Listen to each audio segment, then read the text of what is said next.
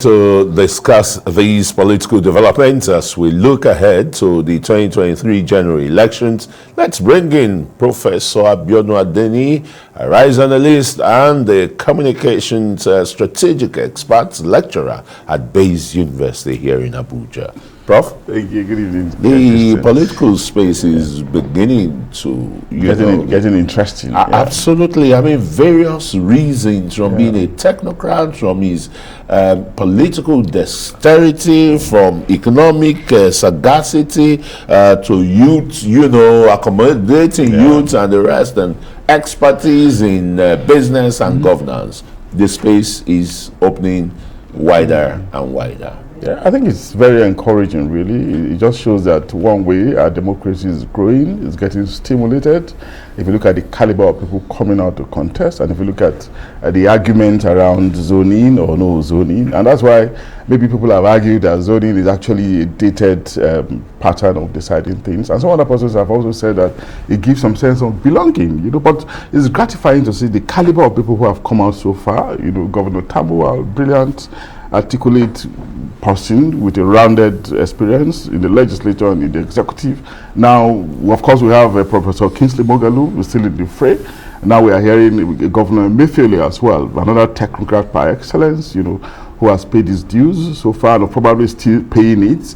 And of course, I like the argument of the young man saying that it shouldn't just be a matter for politicians alone. Maybe we should begin to encourage technocrats to come absolutely. They talk about his economic dexterity and how he handled Nigeria's economy during the pandemic. Well, questions can be raised about those things when details start unfolding, but the important thing is that people are summoning the courage to come out. And of course, we expect more candidates to come out as we go close to the election, really, or close to the primaries, as the case could be. But the space is charging up, and if it continues like this, of course, we now have greater chance. We have greater possibilities to choose the best, from among the lots that will be played up. But the important thing is that for us, it's also important for us to have a clean process, a process that will not be marred by litigations on unnecessary contestation, consistent with the downside of our democratic experiments, where people are die-hearted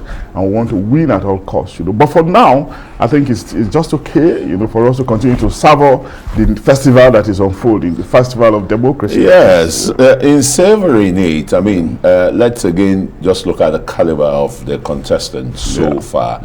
President Buhari is urging Nigerian youths, inclusiveness in governance. Is asked his chief of staff and the secretary to the government of the federation that look, boards that have not been filled, the Nigerian youths should be there. And you have the former vice president, for example, who is closer to 80, still saying, look, I have the capacity to still lead this country aright. To be honest, I'm not a fan of the age bracketing, in political contestation or in this arithmetics, because we have seen in the past, in recent Nigerian history, how youths have bungled their chances, and we have seen how elders have also been excellent. It's about agility, it's about mental faculty, it's about the state of your mind. Are you still okay? If you look at the global spaces as well, yes, youths are rising, they're doing very excellently well in technology, in economics. So why shouldn't at the be same Nigerians time, now? No, excuse me. At the same time, you can see that elders, those who you call elders, septuagenarians, sexagenarians, are also excelling in leadership the world over. So it's about competence, how well you medically, how fit you are in terms of your biology, and of course, modern medicine is rising. People are living longer. People are increasingly becoming more stable. So it's not essentially about age. It's about competence, ability, and the chances that you're going to be productive and that you hold some promise for the people, as the case could be. But again, it's also gratifying to see that we have very competent people across the divides, among the youths and among the seniors, people in their 50s. I mentioned Tambuwa earlier. Saraki is there, and of course in their 60s, Oshibajo. I was just going to say the vice president. That's right, example. and of course Asiwaju Tinubu is in the 60s as well. In the 70s, we also have them. Oshibajo, the current vice president. Some people are angling that, for continuity's sake of this administration, is probably the best candidate to lead the APC. Well, it's one of many things, Of course, it's no doubt an excellent candidate in terms of his pedigree, and if you look at his panache as well, his delivery and his performance as vice president, he's got the capacity to galvanize the populace. He's very temperate. He has a very good background, and do not forget, he's also a preacher man. So by all means, he's competent, but he's not the only competent person anyway. There are so many other competent people. Governor Tambuwa is there. I don't know. So many of them seem to like Tambuwa a lot. Yeah, I like him because he has courage, and he has shown a lot of conviction so far.